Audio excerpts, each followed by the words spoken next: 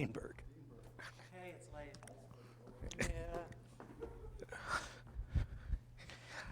I'm going to speak very, very briefly, but very, very candidly, and say that it really is a pleasure for me to introduce Paul Falkowski, who I think exemplifies what people mean when they use the word interdisciplinary, except that instead of just talking about it, Paul actually does it.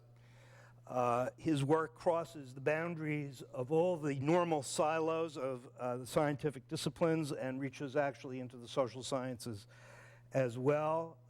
He is a member both of the Department of Earth and Planetary Sciences in SAS and the Institute for Marine and Coastal Studies in SEBS. He could easily be appointed to any of 4 or 5 different departments in the sciences at Rutgers, and it really is a pleasure for me to be able to introduce him. He's a member of the National Academy of Sciences and also the American Academy of Arts and Sciences, an extraordinary pair of honors that go along with a long, long list of honors that all of you have seen before. I can only say that in the year that I've been at Rutgers, one of the great pleasures of my job has been getting to know Paul and to get to know the work that he's doing, and particularly the work that he's going to be doing over the next couple of years as the head of the Rutgers Energy Institute. It is my great pleasure to introduce Paul Falkowski. I got to give you this.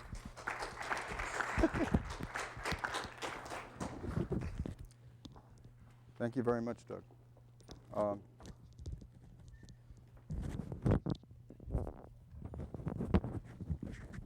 It's too bad both my parents are dead and didn't hear that, because as Alan Lesher would have said, what was it? My father would have been proud, and my mother would have believed it. So we live on a planet that has 21% oxygen, and it's the only planet that we know of that is like that in the universe, literally. And we all know that the oxygen is made by photosynthesis. And if you sit here as an animal like we are, and you just take a breath, you've just exchanged some hydrogen atoms with the oxygen, which allows you to live. And I know you don't think of yourselves as a fuel cell, but basically that's what we all are. And basically, we're just fuel cells, which we can't mimic. So I didn't think very much about oxygen for a very long time. And when I first came to Rutgers as a faculty member in then the Department of Geological Science, I started to have to really think more deeply about some of the major elements on the planet and how they cycle. And oxygen is one of those things that I had studied in terms of a biologist, but I hadn't really studied in terms of a geochemist very seriously. And I just want to bring you to a very simple kind of understanding of what I think about, which is that all the organisms on the planet derive energy by moving electrons. That's absolutely the first principle of an organism. All metabolism is based on electron transfer. And we don't do that very well in chemistry. We don't move electrons biologically. We see that happening all the time, but mimicking that from a catalytic point of view in vitro is very difficult. Now, the second thing that's not so obvious is that all the substrates and products must be recycled. So that means that if you have a planet that is around for a long time, like our planet is here for about 4.5 billion years thus far, and it's not running out of electrons, the electrons have to be recycled, which means that oxygen, carbon, hydrogen, nitrogen, sulfur, all of those electron sources or acceptors have to be cycled by organisms on timescales of millions of years. Otherwise, we would run out of a substrate. This is why, for example, when the Allen Hills meteorite was discovered, and it was thought perhaps that this was a fossil of Martian microbes, if that had been the only microbe on Mars, Mars would have gone, there would have been, life on Mars would have gone extinct. There's no way that a single organism can perpetuate that I can think of life on a planet forever. Now, this means that biological processes are paired.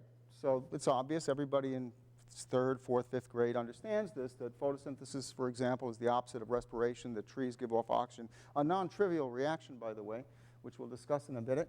And therefore, in metabolic processes have to have evolved in some mechanism by which the forward and reverse reactions were catalytically coupled, but not necessarily in the same organism. And the evolution of metabolism is a fascinating area which I'm trying to understand now. But what I like to explain to students is that microbes are like lawyers. They can't exist alone. And sometimes when I'm in Washington, I explain that lawyers are like microbes. But so this is a familiar diagram to many people in geology or geochemistry, but it's not that familiar to some other chemists, perhaps, or biologists. Let me just explain what we know and what we don't know. We know that there were two elements that were created about 13.9 or so billion years ago in the Big Bang, and these are the primordial elements of hydrogen and helium. And these two elements, when they were condensed into stars, led to fusion reactions. And there's a lithium, beryllium, boron hole. Lithium, beryllium, and boron are very, very delicate nuclei. They degrade relatively easily at high temperature. And these elements are depauperate in our solar system area. But then we come up to carbon, nitrogen, oxygen, and so on. These are really abundant elements. This is a log scale. So relative to hydrogen and helium, they're not so abundant, but they're very, very abundant relative to almost every other element in the planet. And the only other main element up here in this magnitude is iron. Then we come down to another set of elements which are essential for life, and one of them is sulfur and the other one is phosphorus. So let's just take a look for a second. Hydrogen, carbon, oxygen, nitrogen, sulfur, and phosphorus are the main 6 elements that make all the macromolecules of life, all of them. And of them, phosphorus is the only one that doesn't undergo major redox reactions, electron transfer reactions. The chemistry of phosphorus is primarily acid-base reactions. All the rest of these elements, sulfur, carbon, oxygen, nitrogen, and hydrogen, are interplaying with each other all the time on the planet to create a electron transfer set. Now, this leads me to the discovery of the gas oxygen. It's actually, there were 2 people that discovered oxygen, Steele in Sweden and Priestley in Britain. Priestley did it in a funny way. It's one of those things that it's an experiment you don't want to have your children do. He took mercuric oxide, and he took a lens, and he focused light from the sun on the mercuric oxide in an inverted bowl, and he created oxygen from it. Now, obviously, mercuric vapor would have come off if he had breathed this. He would have not been a very happy camper for a very long time. But Lavoisier repeated these experiments. And later on, we credit the 2 of them. Actually, Lavoisier lost his head during the French Revolution. But the 2 of them co-discovered the mechanism by which oxygen was sustaining life. In other words, they knew that if they put a mouse in a bowl or a candle, that it would consume the oxygen. So oxygen was essential for burning things. And that's actually how we discovered gases. Several gases were discovered by just vaporizing them in some way and finding out, do they burn? And what was left over in this case was nitrogen. And it wasn't until later that we discovered that nitrogen also had some other interesting characteristics. But Priestley, when he discovered oxygen, realized that this was the life-giving gas. And then he did a very simple but very elegant experiment. He put a plant in with the mouse and realized that the plant evolved oxygen and the mouse could live for a longer period of time. Now, this kind of microcosm of life is not something that we do easily in a robust way. It's actually very, very difficult to have a balance of electron transfer reactions like this. NASA has tried this for many, many years to try to put photosynthetic organisms in with respiratory organisms like human beings to create an environment which would sustain astronauts for many years. It's extraordinarily difficult to do. We did this experiment in a much larger environment in Biosphere 2. And I don't know if you know the story of Biosphere 2, but in Biosphere 2, the gases went unbalanced, and there was a tremendous amount of nitric oxide that was produced as a byproduct of one of the reactions. And it actually caused, over a period of years, permanent brain damage to some of the people that were in Biosphere 2. It's very, very, very difficult, even on the scale of Biosphere 2, which is quite large, to create a balance of gases for a long period of time. Now, this is what I just said. I told you that these are the big 6 elements. Now, the story of oxygen.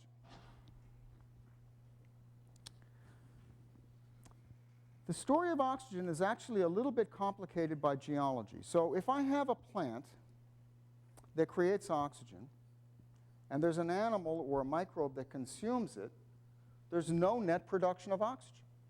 It's consumed. So how do we then develop an atmosphere on a planet that has 21% of the total inventory of the gas being oxygen? This is not a trace gas. This is the second largest amount of gas on the planet. We have to bury what's called reductant. And what I'm going to explain to you now is something that the biologists and the geochemists don't think about together. The biologists think about one kind of carbon cycle, and the geochemists think about another one. So let's just talk about this, for example. There are 2 carbon cycles on this planet, and the reason that I want to talk about carbon is that's where ultimately the reductant goes. The first carbon cycle is the one that sustains the planetary atmosphere with carbon dioxide. It's actually driven, we think, primarily by volcanism. CO2 is coming out of the mantle, a deep portion of the Earth's upper portion of the lithosphere. CO2 is injected into the atmosphere, where it ultimately reacts with water to form a very weak acid, carbonic acid. And the carbonic acid precipitates on rocks all over the planetary surface where there are exposed rocks. And those are usually silicates. For example, on continents, we have light rocks, which are made up of silicates, granite being the type rock that we usually think about. And in the silicate rock cycle, the rock is weathered, so-called weathered chemically, by the carbonic acid to produce calcium and magnesium ions. The calcium and magnesium ions then precipitate with carbonates in the ocean to form calcium carbonate, chalk. The calcium carbonate then is subducted via tectonics into the mantle and is cooked, again by heat, and the cycle continues. So this cycle is a very, very slow cycle. And if you talk to a geochemist or a geologist about the carbon cycle, this is the carbon cycle that they think about. This is the carbon cycle. So in this cycle, the amount of carbon in the atmosphere is primarily given by the ratio of the injection of carbon dioxide to the amount of rock weathering. It's very, very, very slowly controlled by those 2 processes. And on geological timescales, we've had periods where there's been much, much higher CO2 in the atmosphere, and sometimes perhaps much lower. But all of these reactions are acid-base reactions. There's no life going on here. There's no electron transfer reaction. This reaction would go on whether or not there was life on the planet. And we would continue to have CO2 injected as long as there's tectonics. And tectonics is driven by radioactivity within the core of the planet. It's actually a very interesting process. We can't account for all of the radioactivity that drives the heat engine of the planet. The geophysicists have a difficult time doing that. But that is the primary source of heat that cooks the interior of the planet, makes it convective, and provides the heat for the volcanism that is responsible for injecting CO2. Now, there is a second carbon cycle.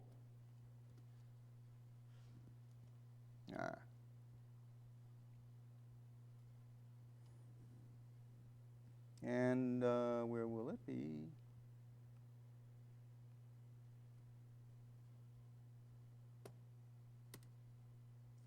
I was afraid that was going to happen. So my animation doesn't work on this. All right. The second carbon cycle is driven by photosynthesis and respiration. So on land and in the oceans, there are photosynthetic organisms, which are shown in this color scheme by the green.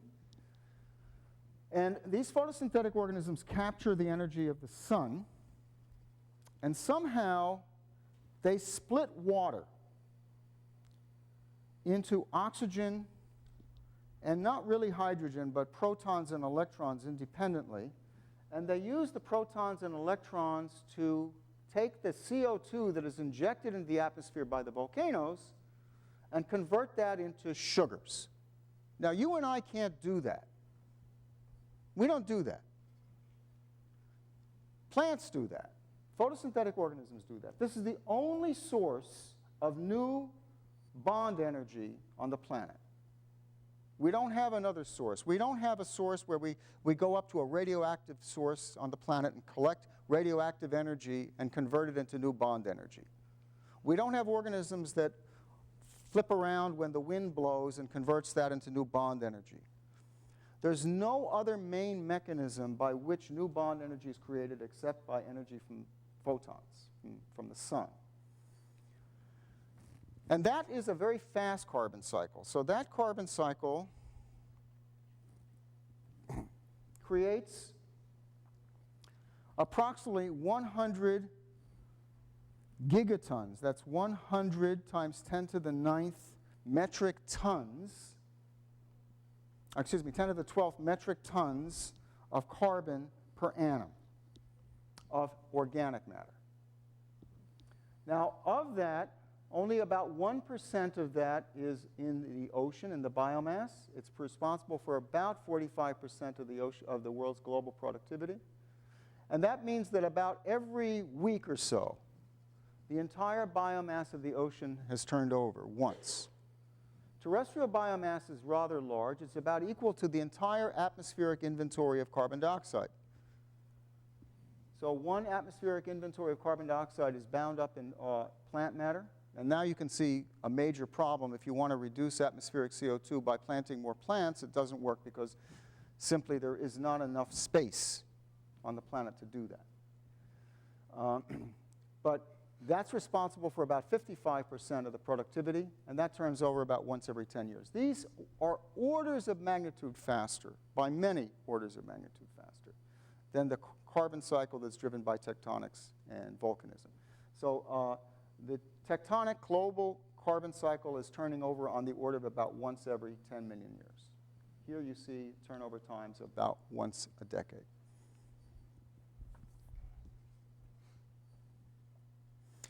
Now, a small fraction of the carbon that is produced in the upper lighted part of the ocean or on land is actually buried.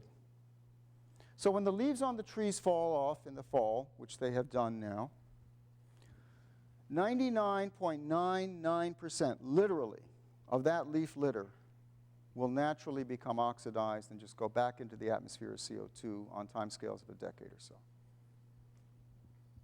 Virtually none of that will stay in soils. In the ocean, again, about a few percent, maybe on the order of about 2 or 3%, sinks into the interior, and about 0.1% of that is buried. Only about 0.1%. Very, very, very small leaks. But those very small leaks on geological timescales are what leads to the oxidation, ultimately, of the atmosphere. So here's the story.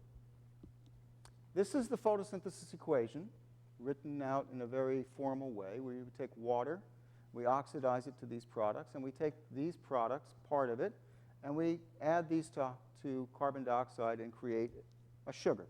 This is a shorthand notation for a sugar. Now, on a global scale, you can see the immediate problem.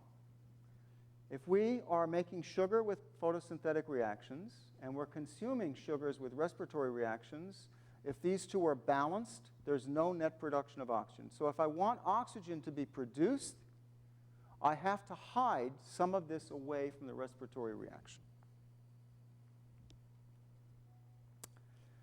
And here's the magic of Earth as a planet. It's the only planet in the solar system that has plate tectonics. So plate tectonics allows now a dynamical process of physics to interact with this burial of organic matter, ultimately leading to the oxidation of the planetary surface.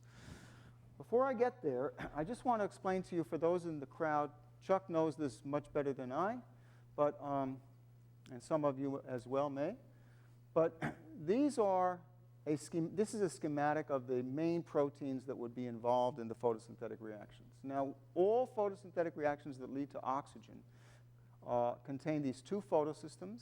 We're not sure of the exact origin of them. There are about 109 proteins that are involved in the total photosynthetic apparatus. It is an incredibly complicated system. The working end of the oxygen evolving cluster is 4 manganese atoms down here on this portion, the bottom of this reaction center called reaction center 2. And those 4 manganese atoms undergo, at least it appears to be 2 manganese atoms undergo 2 electron transfer reactions, yielding 4 oxidation light, one photon driven per electron transfer oxidation reactions, culminating in 4 successive light-driven oxidation reactions of water. So if I just take manganese and I put it in water and I shine light on it, nothing happens.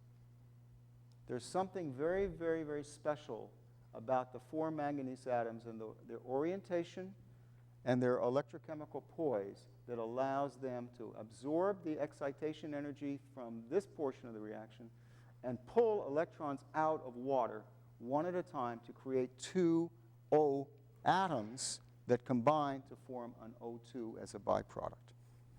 This reaction was invented once, one single time. When it was invented, we don't know. We don't know. So it is found today in the most primitive organisms in so-called cyanobacteria. And the origin of cyanobacteria is obscure. They could be as recent as 2.5 billion years old. They could be as old as 3.6 billion years. We don't know within a factor of 1 billion years what the origin of these organisms are. We know, and this is a monomer of it, this is the structure of the reaction center, which we know at about 2.8 angstroms resolution. For those of you who work in the chemistry department, that's not very high, but it's getting to be pretty good. And it has 10 membrane-spanning helices. And I'm going to flip it around. I just want to show you the orientation of what we now know of the manganese clusters. And here's the manganese cluster. 1, 2, 3, 4 manganese atoms. This is the working end of this molecule. We're getting fairly close to understanding the mechanism of how at least the oxidation of water occurs. We don't exactly know yet. Chuck has worked on this for, I don't know, 30 years probably on that order, right? I think you did the first EPR spectra of the manganese cluster, right? It has been one of the most difficult areas of basic catalytical chemistry to solve. And to be honest with you, I'm sure that this will be solved within the next decade. But the problem is here that we don't understand the mechanism by which the oxygen is produced in the atmosphere we breathe. That's simple as that.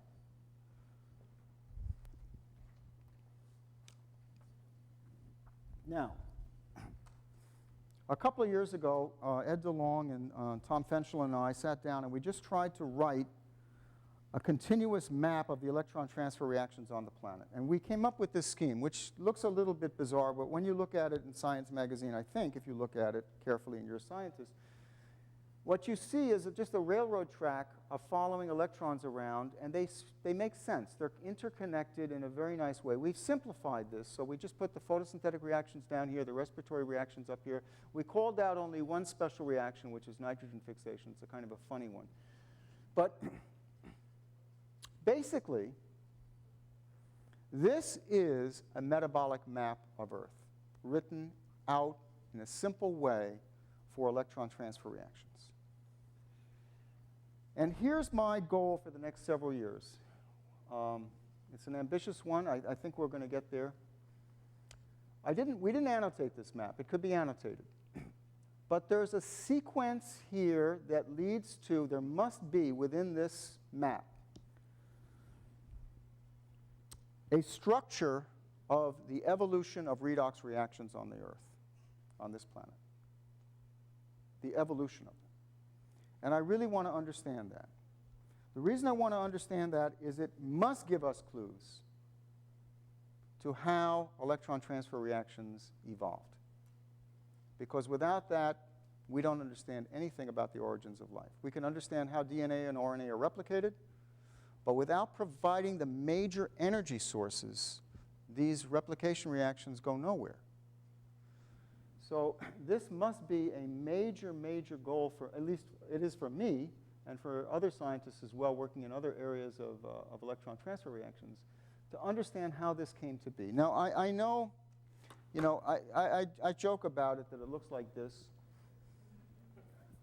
And in a way, it does look like this. But the analogy that I use is if you get off a train from the carbon cycle and you get on say, the green line, you get onto a red line, you've just left an electron hole on the green line, so the green line is oxidized, the red line becomes reduced.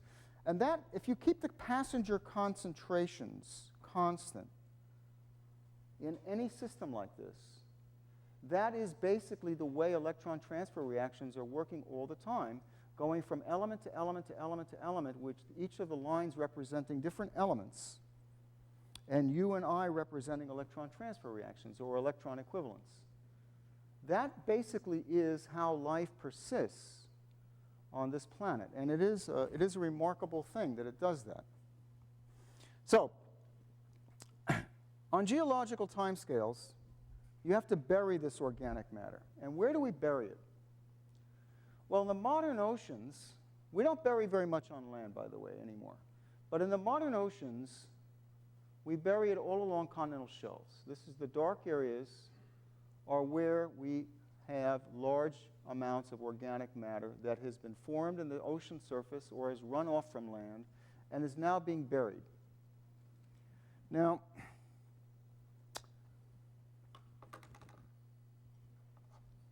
this brings me back to geophysics, and let's just think about this for a minute. This is an amazing mechanism by which the carbon is stored. Now, there are two basic kinds of rock in the upper portion of the mantle, the crust. There's a light rock, felsic, and there's mafic rocks, which form primarily basalts or rocks that are dense. And the rocks that are dense are the oceanic crust, and they're thin. And cratons, or continents, formerly called cratons, there's a slight difference between the two I'm not going to bother with here. But a craton is a light rock which floats, creating land, but it's thick. So first principle is the Archimedes principle, right? So if you're light, you float. You're dense, you sink. The second principle that you need to know, and the only other one that's relevant here, is heat conduction. So if you put a candle under here, or you put a candle under here, the candle that is in the thin oceanic crust will allow the heat to dissipate through the crust. The crust was thin enough that it allows the heat to dissipate very quickly. In theory, this heat doesn't dissipate very much through the stable craton. It's thick. So as you heat it, it gets to be hotter on the bottom, stays cool in the middle, and that causes a fracture, a rupture. And then you start to get the separation of these two continents that move away from each other with new oceanic crust filling in. And as these two continents move, we start to get a new ocean basin. This is where we are today. This is the Atlantic Ocean today. In about another 100 million years or so, The Atlantic Ocean will start to cool down as this crust, the oceanic crust, gets further and further away from a heat source. It will start to get cooler and denser and to be subductive. This is called an active margin. This is a passive margin. So this margin is what you all know, for example, along the west coast of the United States. As oceanic crust plunges into the west coast, as the east coast is moving away, we're still spreading out. We put pressure on the west coast.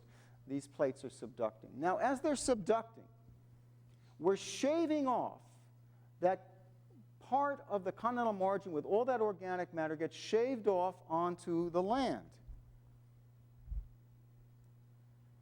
And it's bringing up organic matter, which is now stored as shales and mud rocks on cratons. And the craton now becomes a great reservoir of marine organic matter, which can't be respired. And because of this cycle, this so-called Wilson cycle, named after the late Woodrow Wilson, because of this, we can get a net oxidation of the atmosphere. It's remarkable. If we only had a planet that was just filled with oceanic crust, that just subducted, we would never oxidize the planet to any great extent.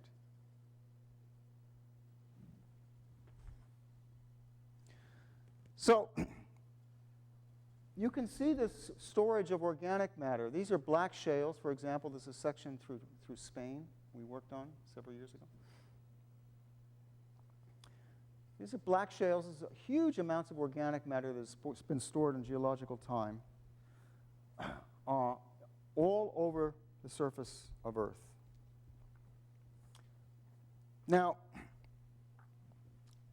just to finish this portion of this off, the atmosphere contains about 4 times 10 to the 18th moles of oxygen.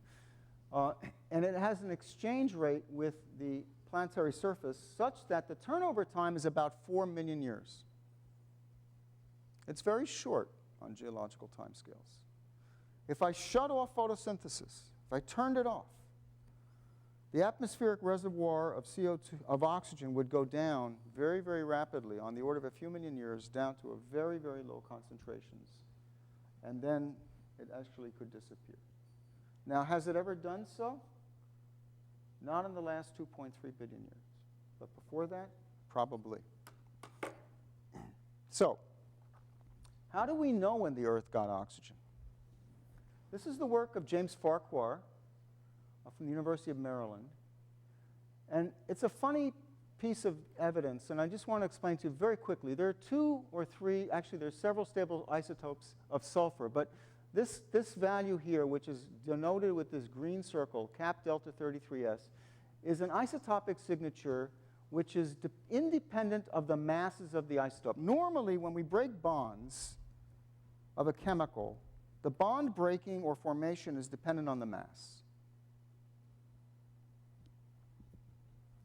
This is just measurements of isotopic compositions of rocks from about 3.8 billion years ago up until 2.3 billion years ago. And here, the isotopic fractionations are independent of the mass. Independent. And then all of a sudden, it's a straight line. This is absolute mass-dependent isotopic fractionation, just what you would predict. This is what perfectly behaved, well-behaved chemically. This is not well-behaved chemically. So why? Sulfate has an ultraviolet cross-section. It absorbs ultraviolet radiation between about 185 and 215 nanometers. And what Farquhar and Thiemens did, Thiemens is an atmospheric chemist at University of California, San Diego, and Farquhar was a postdoc with him. Thiemens and Farquhar rationalized that the reason that these fractionations are not following a mass dependence is because the isotopic fractionations have been driven by absorption of UV light. And here, somehow, we've blocked the UV light from hitting the surface of the planet. Now, that's an amazingly interesting piece of logic. What Demons and Farquhar said is that there must have been some process whereby we blocked UV light, and today UV light is blocked in this wavelength range from hitting the surface of the planet by ozone. So we must have produced sufficient amount of oxygen to generate an ozone layer at about 2.3 billion years ago. Prior to that, there wasn't sufficient oxygen to generate ozone. So what is sufficient oxygen to generate? How much is that oxygen? Now here again, we don't know, really. Today's ozone supply is not oxygen limited. You can't tell the oxygen concentration by looking at ozone on a planetary surface. All you can say is if there's ozone, there must be oxygen. And it's a big debate. So some models will give this at less than 1%. Some models will say it's about 1%. Some models will say it's between 1 and 3% oxygen. 1 and 3% is a lot of oxygen. But certainly, there was sufficient oxygen to generate at least an appearance of ozone as inferred from this type of isotopic record at 2.3, but not before. So that's halfway through Earth's history. Halfway through. Now, I don't want to go through the whole story here, but there's an interaction of oxygen with nitrogen, which is a very, very interesting one. And it's important because it's a feedback mechanism that I've thought about for several years, and Linda Godfrey, who's in the audience, has been working on in isotope land for the last few years. And let's just look at this for a moment. So you and I don't do any of these reactions. This is all done by microbes. But this is the reaction of this gas to make ammonia, which is what is required to make proteins. So we don't make ammonia. We don't do this reaction. This is called nitrogen fixation. It's a strictly anaerobic reaction, and it's a reduction. So we're taking and adding hydrogens to the nitrogen to make ammonia. And this is before the Haber-Bosch reaction of the last century. If you don't remember, that was how Fritz Haber won a Nobel Prize, because we're going to run out of this molecule, right? Which we didn't.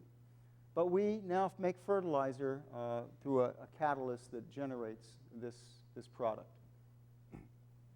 So this is a reduction reaction. But this is done in biology only by microbes.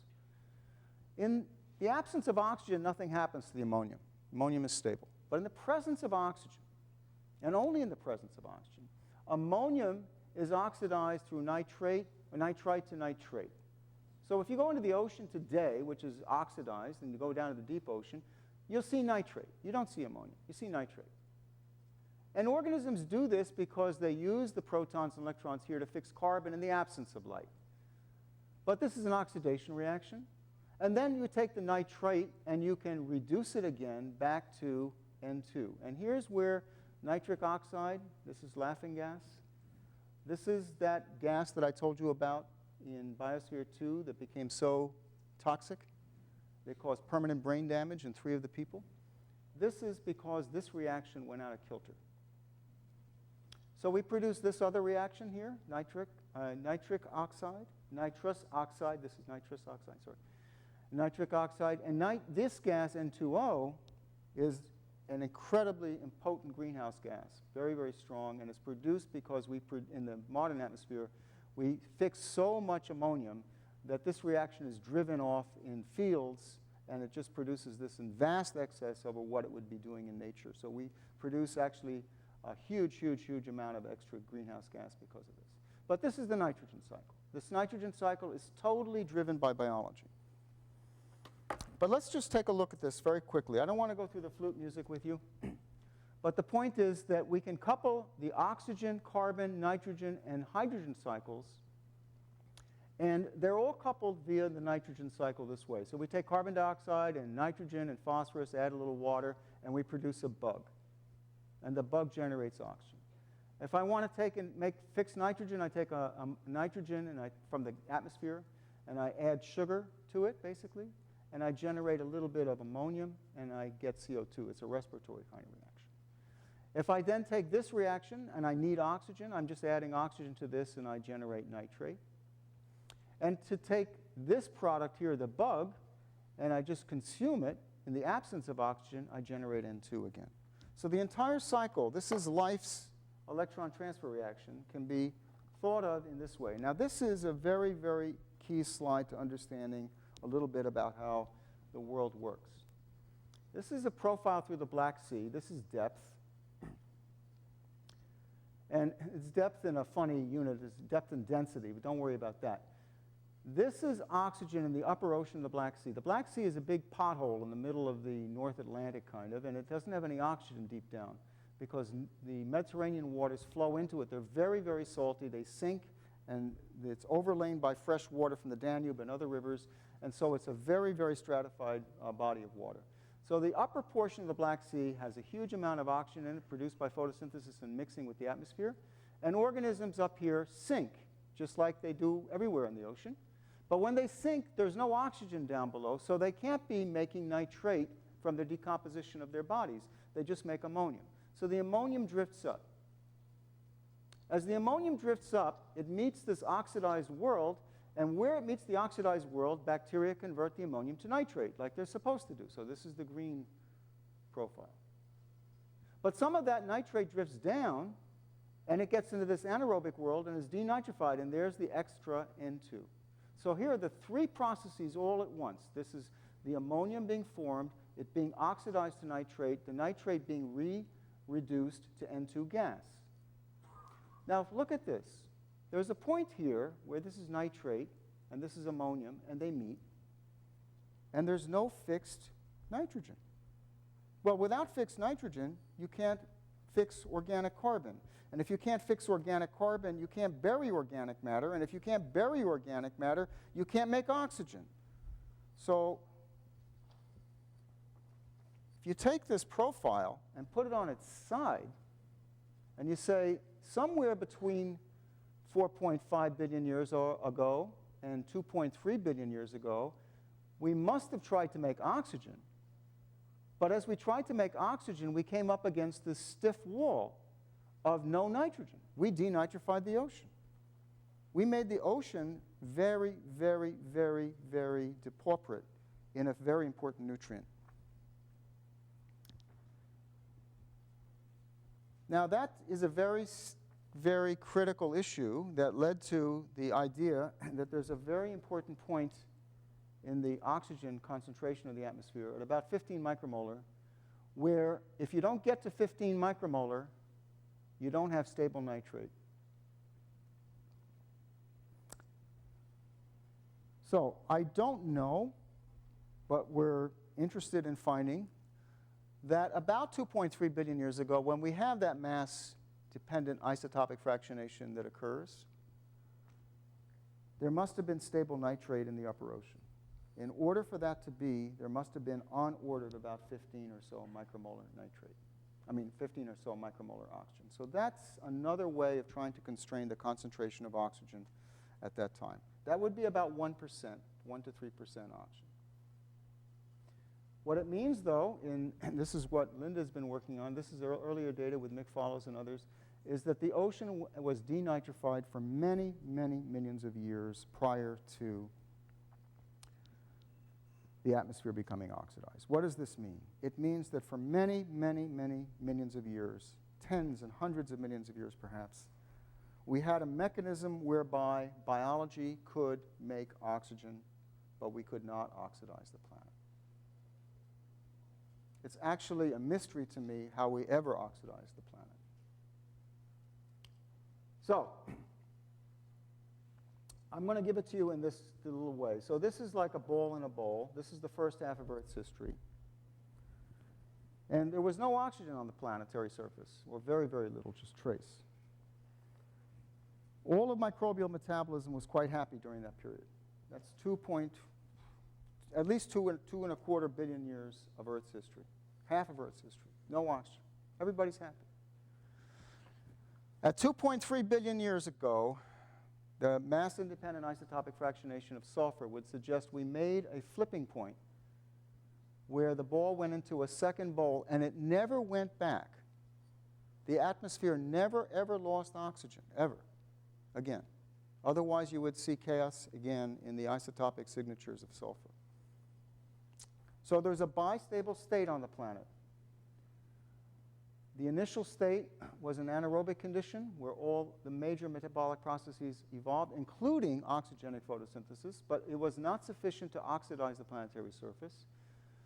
And because of a conspiracy of, if you will, tectonics and biological processes, this ball ultimately was allowed to go into the second bowl, and for the last 2.3 billion years, we've had an oxidized planetary surface, which allowed complex life to form.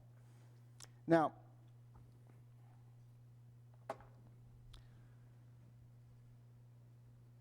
Linda has been generating, and others have been generating, nitrogen isotope data to test this hypothesis. I'm not going to go into the details. We published a paper this past summer after some long, protracted discussions with reviewers.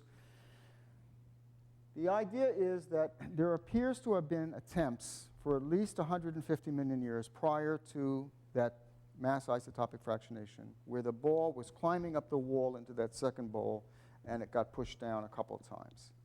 And the evidence is not just from nitrogen isotopes. It's coming from other elemental analyses, from iron, from chromium, from sulfur, from many other different proxies. And it seems to be that there were attempts to oxidize the planet that failed. And why and how we ever got oxidized remains a mystery. Now, once we got oxidized, we create a very interesting problem. Oxygen, as I said to you, we can start out, you take a breath, you put hydrogens onto oxygen to create water. Well, sometimes you screw up. Your mitochondria over-reduces, puts an extra electron, or doesn't quite put enough electrons onto that oxygen. And you make H2O or superoxide, H2O2 or superoxide. You make a reactive oxygen. Now, all of you know that you can buy all kinds of drinks, pomegranate juice, carrot juice, all kinds of stuff that is sold to you that are antioxidants. Why? Because reactive oxygen species ruin organic molecules in your body. They're not good for you. They get near a piece of DNA, they can cause some damage. They get near a piece of lipid, they can cause some damage. They can cause damage to membranes, they can cause damage to cells. They can cause, we think, cancers, for example. So, all these organisms, I'm going to show you a very pretty picture taken by my former postdoc, Danny Chernoff. Okay? The red is algal cells. This is autofluorescence of algal cells within a coral polyp. And the green, this is a dye that is sensitive to reactive oxygen species. We all make reactive. Every organism that uses oxygen makes reactive oxygen species. So we have spent a huge amount of biochemical machinery trying to get rid of the reactive oxygen species. But why do we bother with this oxidation reaction then? Why do we bother with oxygen? Because oxygen is an incredibly high energy source. If we put electrons onto oxygen, we generate 18 times more ATP with this reaction than we could if we were anaerobic. So you and I couldn't be sitting here talking to each other and moving around with the same kind of energetics we have. Animals would not exist without this kind of gas. Now, I'm going to skip a lot of this in brevity. I'm going to get to this part.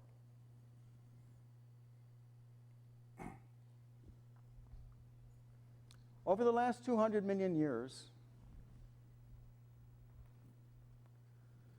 we can follow the oxygen concentrations of the atmosphere by measuring carbon isotopes. And I'm not going to go into details, but I just want you to see, this is data again from Linda, and this was data from quite a few people, actually. Alan Milligan, Mimi, who's no longer with us, she's up at Rensselaer. But the carbon isotopes of organic matter and carbonates both get heavier, which means we've taken light isotopes away and buried them. In order to do that, we had to bury more and more organic matter. And that means over the last 200 million years, the oxygen inventory of the planet, even on this time scale, has changed. Now, the reason I'm getting that, and I'll get to this in a second, the reason I'm getting there is that you and I are special animals. We're placental mammals. Now, placental mammals require very high concentrations of oxygen. Very high. The reason is that the placental manifold is a very inefficient oxygen exchanger. So the advantage of being placental is that we don't have to basically defend a nest for weeks and weeks with an egg. We can migrate, we can eat while we're still gestating, while females are gestating. But the disadvantage is that the placenta is a serial breather. After the mother has absorbed oxygen, the placenta has to get the oxygen secondarily.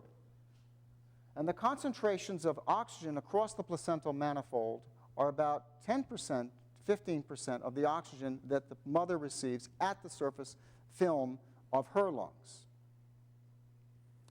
So the actual concentration of oxygen in the placenta is very, very low. The placental hemoglobin is actually a very special type of hemoglobin with very high affinities for oxygen. But if you want to make a very large animal, a very large placental animal, you need high concentrations of oxygen.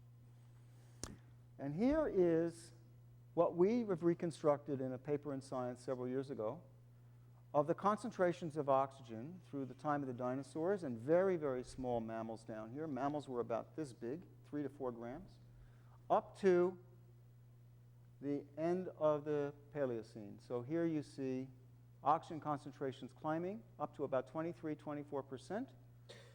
And then we get very, very large mammals and an eruption of huge numbers of placental clades.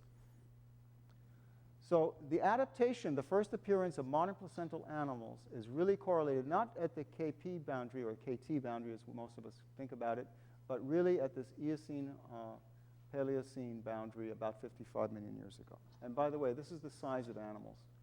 This is in log scale. They increase by about 4 orders of magnitude, 3 to 4 orders of magnitude in size of mammals. So I'm going to come back to the final point of this. You and I have evolved as human beings, Homo sapiens, 200,000 years ago. That's all we've been around. Over the last 150 years, we have learned to take out of the lithosphere a very, very important fuel, which is a buried hydrocarbon, which we use to fuel the planet. Now, as we burn it, we consume a little oxygen. It's trivial. You can measure it. It's trivial. However, it does add a certain amount of greenhouse gas to the atmosphere, which is causing a change in atmospheric gas composition, also nitrous oxide and many other gases. And over the next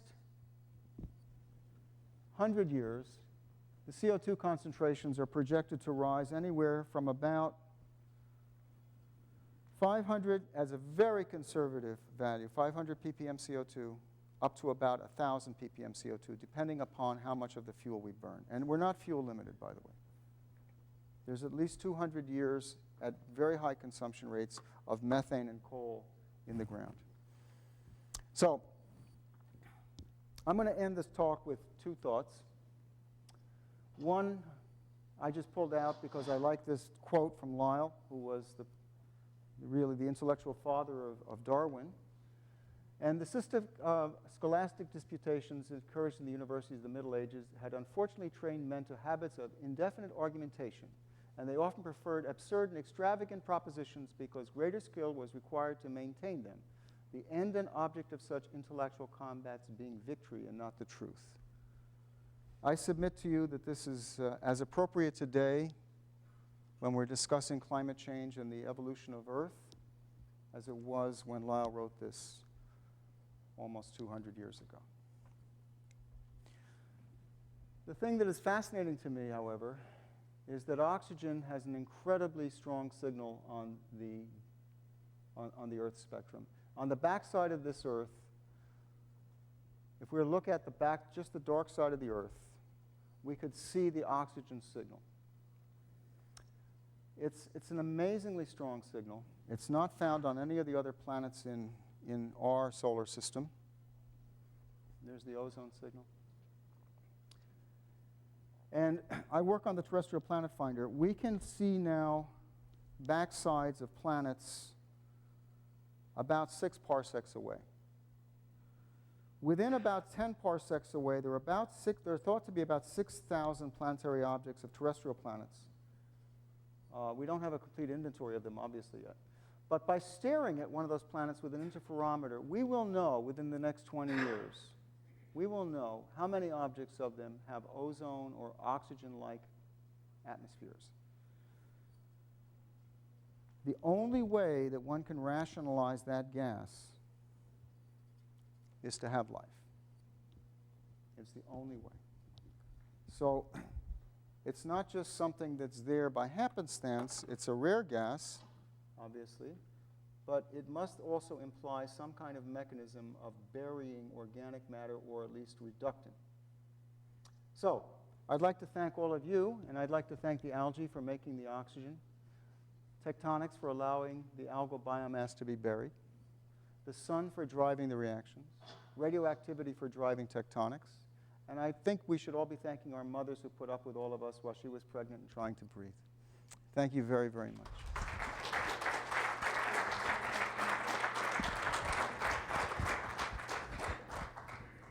Okay, I think we have time for a few questions. Yeah. Dunbar. I think it's interesting what you were saying about the evolution of mammals in particular, Yeah. high concentration of oxygen. Most of us, I think, were brought up to have that transition, dinosaurs and changing to mammals, having to do with meteor strikes. Yeah. Is there a correlation with meteors and the atmospheric chemistry that might have flipped the balance? So we don't know the kill mechanism. We don't understand the killing mechanism for what happened to dinosaurs. Dinosaurs went extinct 65 million years ago, but many animals that you would have thought would also have gone extinct along with dinosaurs, like turtles, snakes, and so on, just sailed right through. Dinosaurs, almost certainly, when I think about it as a major kill problem, I think about it in terms of resources, in terms of a mechanism by which these animals had to eat. And I would do this calculation with my class. So if you say, okay, dinosaurs were, let's say the herbivorous dinosaurs were eating trees. And they're eating leaves on trees. There's no grasses yet, Dunbar. No grasses, okay? They're eating leaves on trees. Now, leaves on trees don't grow back every week. They're once a year thing, right? You eat a leaf on a tree, and there's no leaf coming back until next year. So you sit and you do a little back of the envelope calculation, and every dinosaur is consuming on order of 500 to 1,000 trees worth of leaves every year, every single dinosaur. Now you start to put this out when you have a huge meteoritic impact, and you start to cause some major climate perturbation, which causes leaves, for example, or some of these organisms that were producing the biomass for the dinosaurs, to have real stress difficulties. And dinosaurs almost certainly would have had a huge problem of food limitation. And once you get to that for the herbivores, the carnivores are also doomed. So the food chain is completely disrupted. So I don't think it was an atmospheric chemistry problem. I think there was a perturbation of food supply. Sir? Yeah. It's interesting that you showed, you spoke that for very small changes of carbon varying, you've got relatively big changes of oxygen concentration.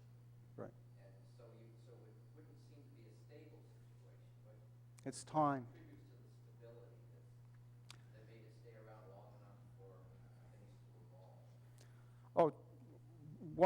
The rates of evolution can be quite dramatic in animals. In animals or just in general? In general. We set up all the major metabolic processes on the planet over the first 2.5 billion years of evolution without oxygen. This was the research and development phase of Earth's history. You and I basically are just body forms of E. coli. I mean, we're just E. coli with some brains and eyeballs. We don't do anything really very much differently than an E. coli does. And E. coli, actually, if you think about it, it's facetious, but it's not, in that we are just vehicles for transporting E. coli from place to place. So E. coli are much more adapted than we are to stressful environments. You know, if you give an elevator speech to somebody, it's kind of funny. I just did this a few weeks ago at the White House, but you know, everybody's running around worrying about the environment and what's going to happen to climate change. We're the fragile species here, right? We're the real fragile species. So the Earth, that wiring diagram I showed you, the one that just before the London Underground, that's incredibly robust. Incredible. I mean, you can hit this planet with bolides, with meteorites. You can freeze off most of the Earth's surface. You can make it very hot. You can make it very cold. And that wiring diagram stays. Nothing really changes there, which is really remarkable. It shows you how good analog circuits should be, you know. The amounts of inventions here, I don't really understand yet. I mean, when you start to look at the photosynthetic mechanism, it is to me like a Darwin eyeball. It is very, very, very difficult to imagine how we got to such incredible levels of complexity for that photosynthetic process to work. I don't understand that very well. It's an incredibly complicated phenomena that all these parts had to come into play at some point and at different times, obviously. They didn't all come to play at once. And yet, it was invented once, and it's retained through all of plant life, everything. They're all just cyanobacteria looking at a piece of corn. It's just the same exact photosynthetic reaction, exactly the same. Okay, one more question. Sure. You showed this wonderful data from Farquhar, which shows this anomaly at 2.3 billion years. And it's so obvious to try and interpret that in the context of all the other data that says oxygen grows. And therefore, this must be the emergence of oxygen. But I'm curious what the geoscientists say that are there other alternative interpretations? Now, this is supposedly the loss of solar photochemistry of partially oxidized sulfur, SO2, in the atmosphere, which disappeared at this point. And one could argue that you just remove the source. For example, there's a geological episode whereby sulfur dioxide disappeared from the atmosphere. So are there any counter-arguments that don't rely on photosynthesis that are geologically plausible that would not make Lyle upset? There's only one. Actually, it's a funny one. It's a thought of Kirschvink at Caltech. He's the only person that believes this. And Kirschvink would tell you that shortly after this phenomenon, when we have this oxidation process, there was a large glaciation, global glaciation. And he would say that in ice, we produce huge amounts of photo-produced abiological superoxides, or peroxides, that are trapped in the ice. And actually, it was ice formed that led to the loss of the mass-independent isotopic fractionation. It was ice formation as much as it could have been biological. So there is some equivocation here. There's no isotopic signature of the oxygen in either event. What we're looking for more is, or appealing to more, are corollary proxies from other types of elements, not just sulfur. It's actually interesting because this is, until, I guess this paper was published in 2002, the Farquhar paper. Until that point, we really had a difference of the oxidation of the planet by over 1 billion years. We really didn't constrain it. So this is, to me, there's not a consensus, but there's a strong sympathy, I would say, with the rationalization that we have ozone at that point. Okay. Thank you very, very much, Mike. Thank you.